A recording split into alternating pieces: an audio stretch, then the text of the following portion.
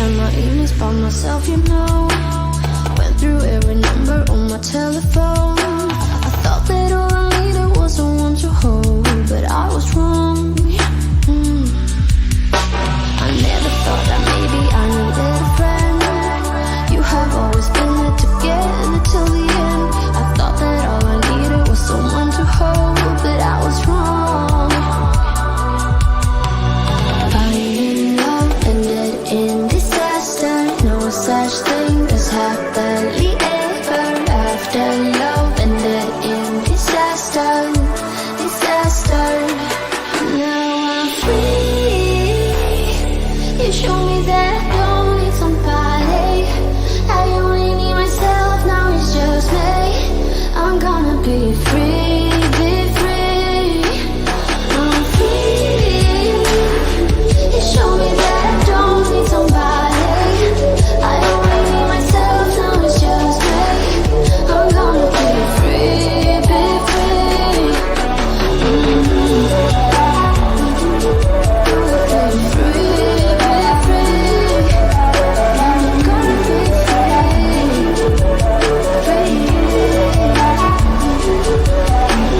You're here when I need you, steady by my side. You always make me smile when things are weighing me down. We will dance together till the sunrise. We always have a good time.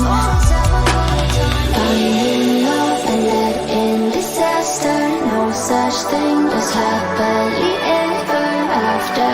Love ended in disaster, disaster. But now I'm free. You show me that I don't need somebody.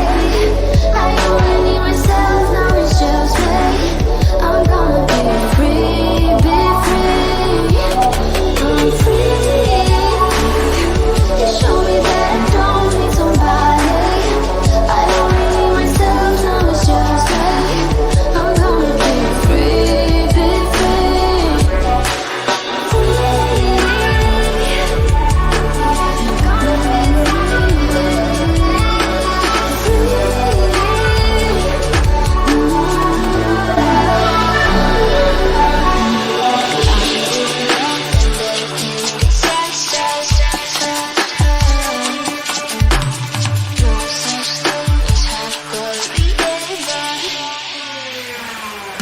But now I'm free. You show me that I don't need somebody. I only need myself, now it's just me.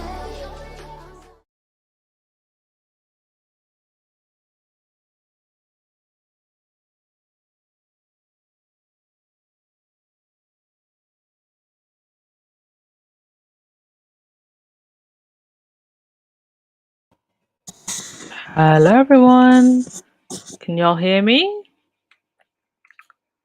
Happy Archetypes Tuesday.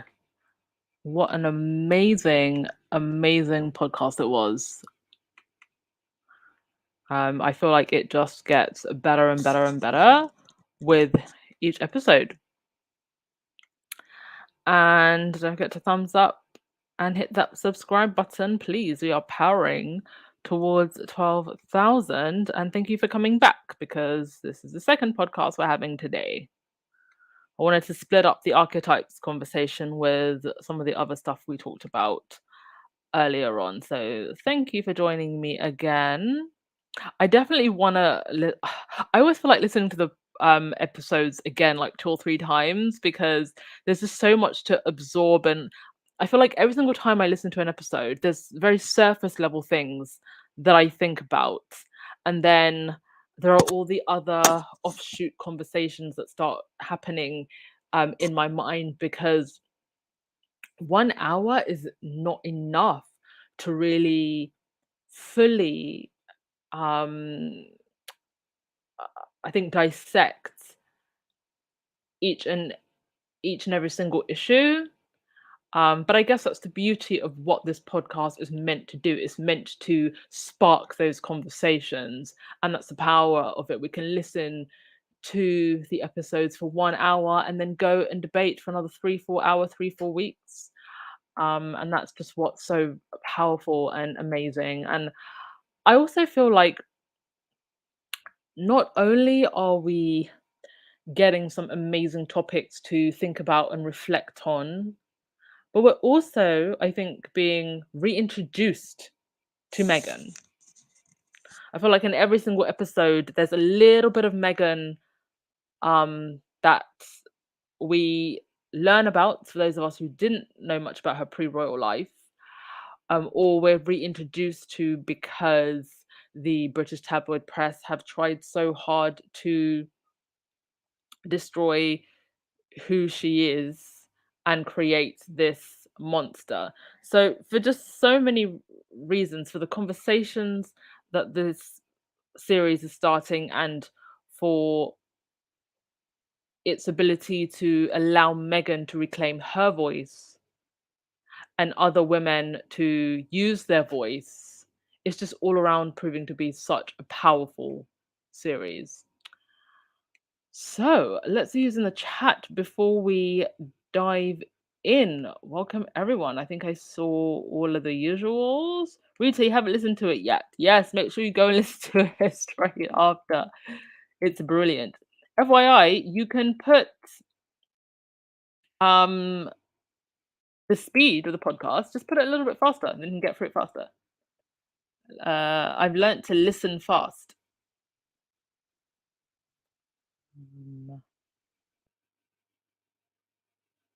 Hmm. Okay, sorry, I thought I saw a troll for a second there. All right. Oh, okay. Before I actually dive into the podcast, I want to make a correction. In the previous podcast, I said that Charles was going to South Africa. That is not the case. I misread the announcement and Omid's tweet. It's actually Charles is hosting his first state visit, which is going to be the first lady of South Africa. Um, okay, nothing particularly wrong with that, on the surface, but I'm just wondering, why does she need to come now in when there are arguably other things that the British government, certainly King Charles, should be prioritizing? What purpose does this visit, what is the purpose of this visit that it helps the country in any way whatsoever? There are other things we need to be thinking about, and why specifically South Africa? I don't know. I just don't see the point of this visit at all. I don't see the point of it. Like, there's other things that we should be looking at.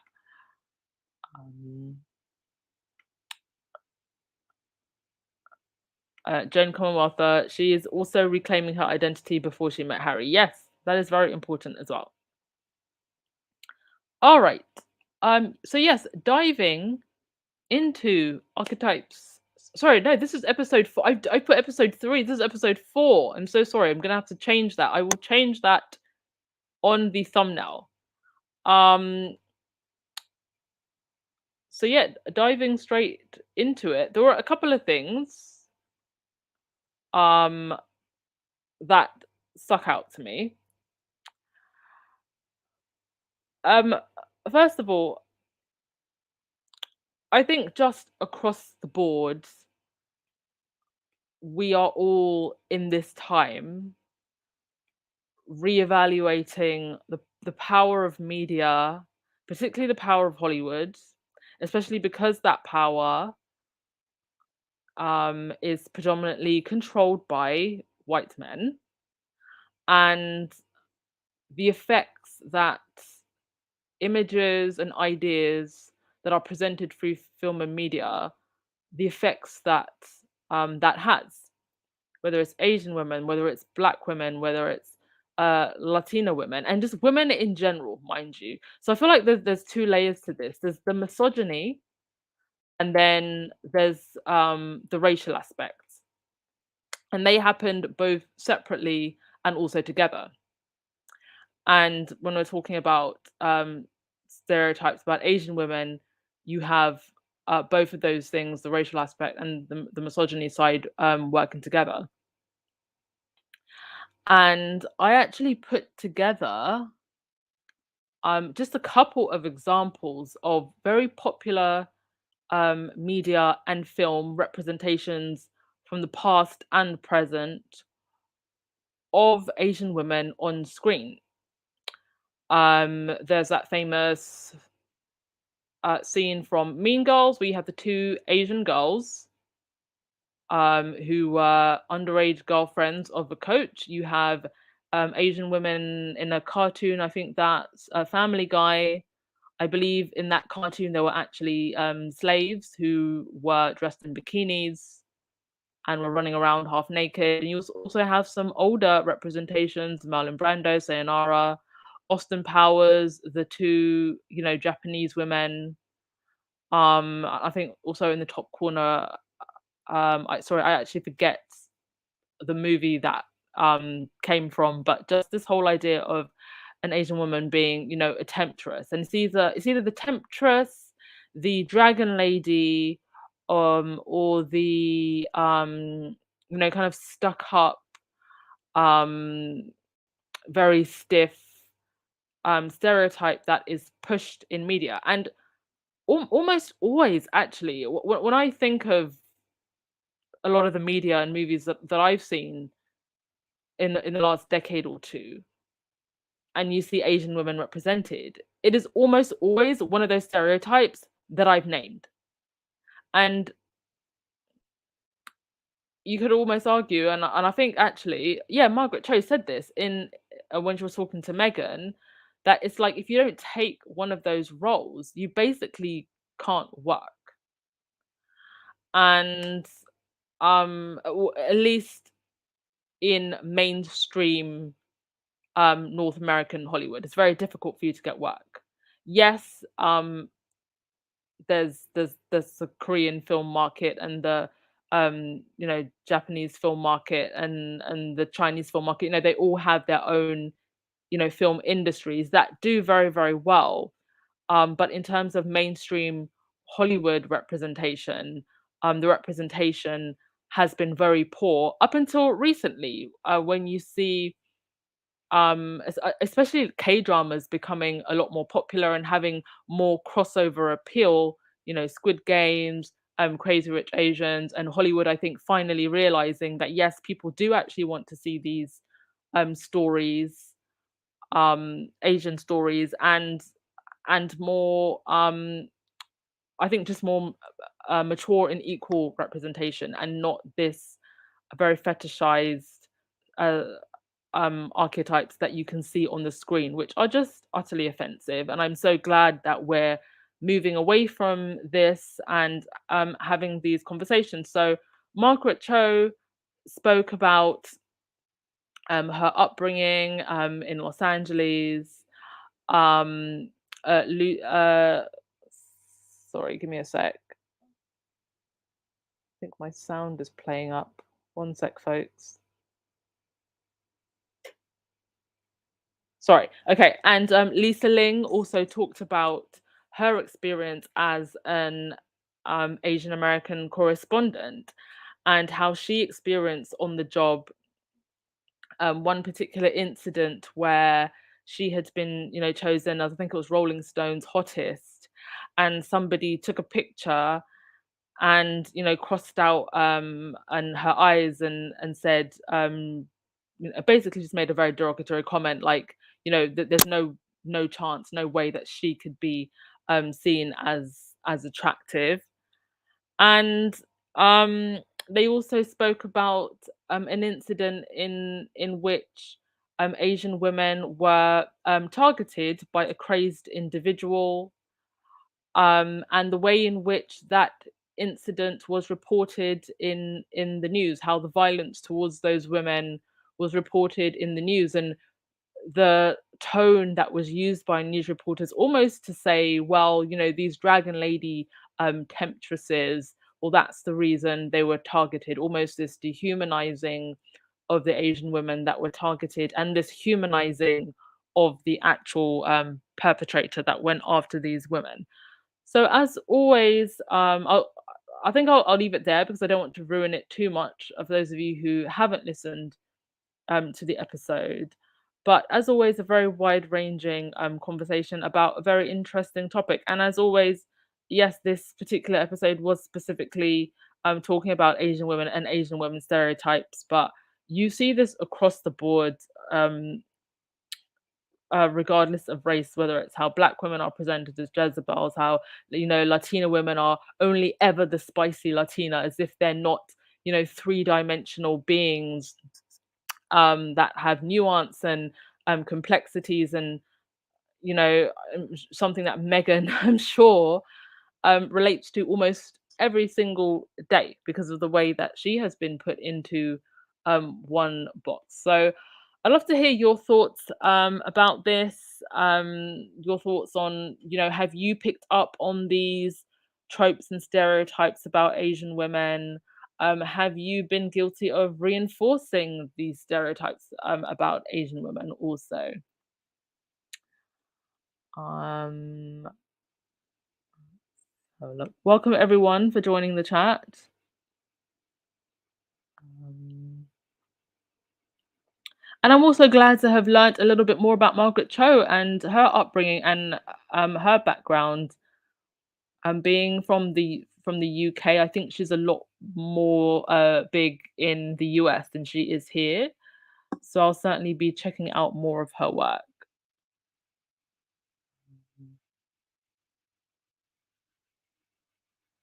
Mm.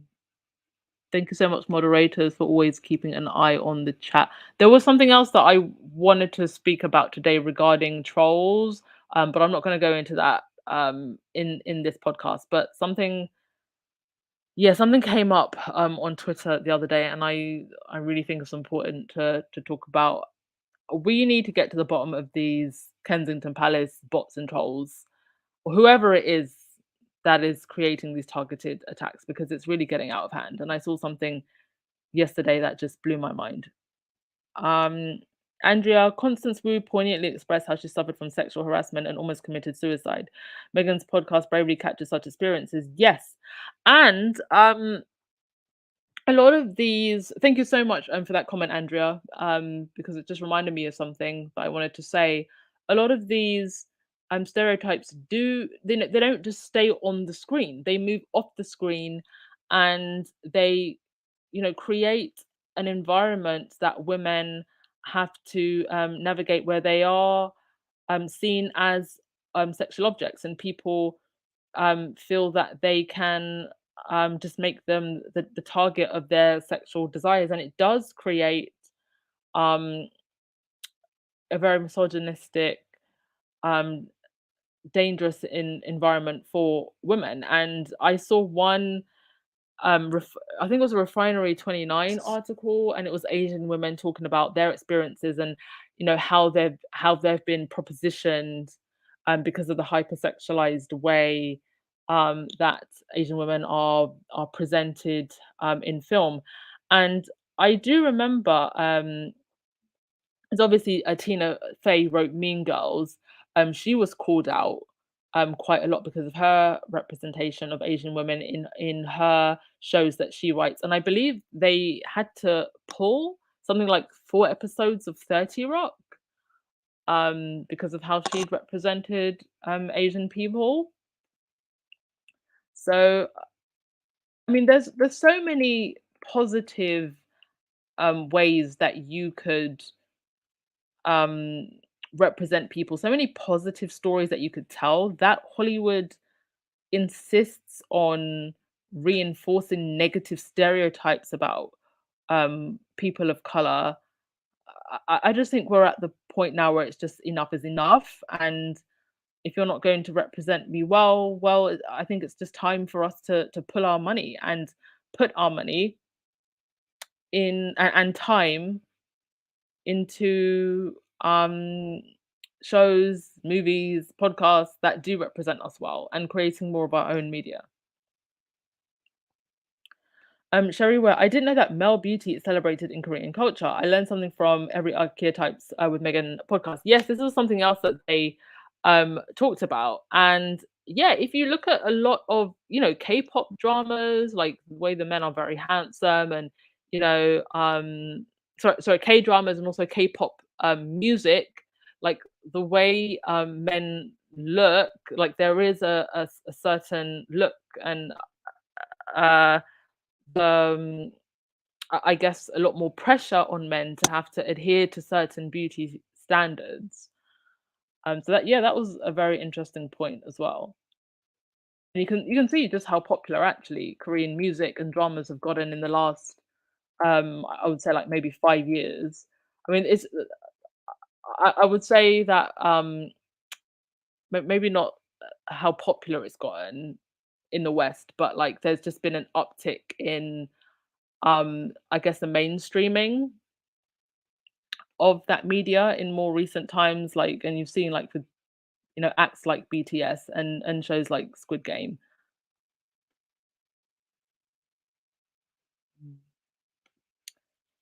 Mihal, thank you for bringing up about the royal bots and trolls. If nothing else, why this anti-bullying organization's been working to stop all the hate directed towards Meghan? Yes, there's something very sophisticated going on with these bots and trolls, and I feel like Christopher Boozy has done a great job, but I feel like what he's done is very much scratching the surface.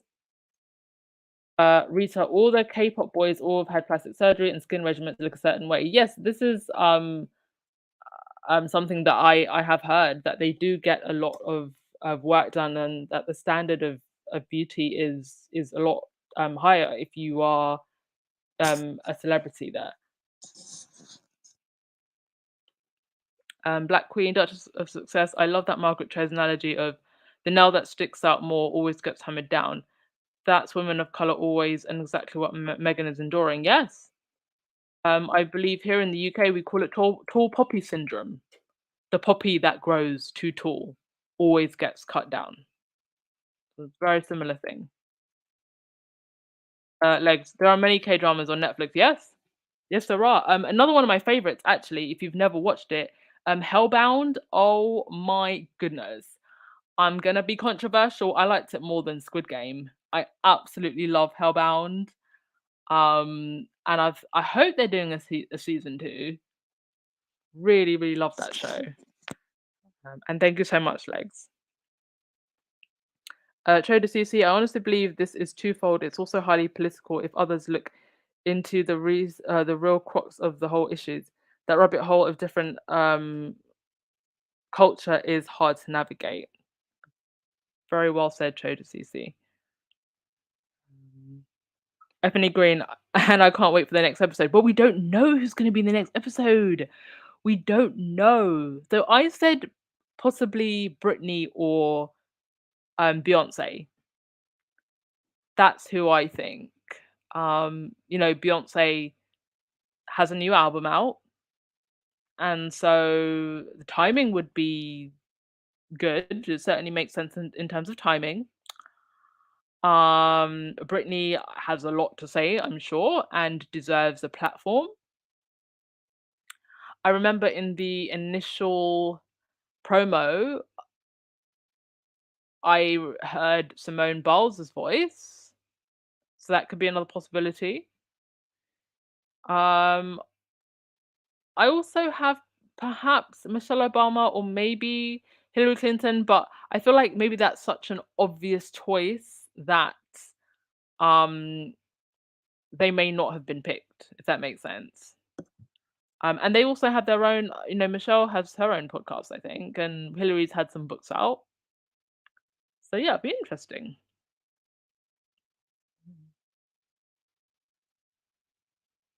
Compton, Kali Gal, Margaret Cho did a great narration on Randy Andy. Really? Okay, I'm gonna look into that. Did not know about that. um, Marilyn Matthews, Beyonce has made her support of Meghan very clear. Yes, I would absolutely love for it to be Beyonce. I'm convinced that one of them has to be Beyonce. It has to be. Mm.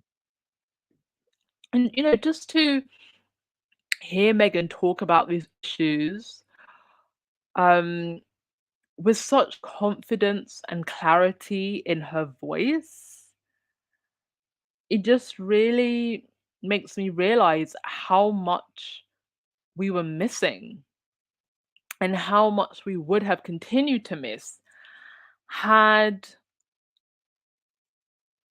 Harry and Meghan stayed within the fold. Just think, we could have been missing all of this. And this is just the beginning. Just the beginning. Wait. All right. Who's going to get the last word of the day?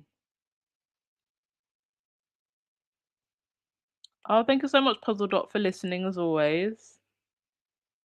Thank you. Jane Commonwealth, Margaret Cho is a great comedian. Well, I will most definitely be checking out more of her material now. Rahini, I see Megan as a talk show host. I think that she will eventually have her own talk show. I really do. And she's got the Oprah, Oprah, the Winfrey, to guide her and to be a mentor. But she seems to have more than found her voice, her niche, and I think it's something that she would be absolutely great at doing. Can you imagine what Megan's studio would look like? Just thinking about what her house looks like. Oh, Sharon, you said something quite interesting. I'm betting on Megan and Harry together in the podcast. Her mother Doria. It could be Beyonce or Britney. Yes, Doria is another possibility. I'm wondering if Doria might be the last one because Doria deserves to have her voice heard. What that woman has endured watching her daughter. All right, Lottie G, I'm going to give you the last word of the day. Stay safe, people. Indeed. Um, there will not be a podcast from me tomorrow evening because I have my judo induction. Wish me luck. So if I do a podcast, it might be a short one in the afternoon if any news comes in. If not, I will see you back again on Thursday. But thank you so much as always, everyone.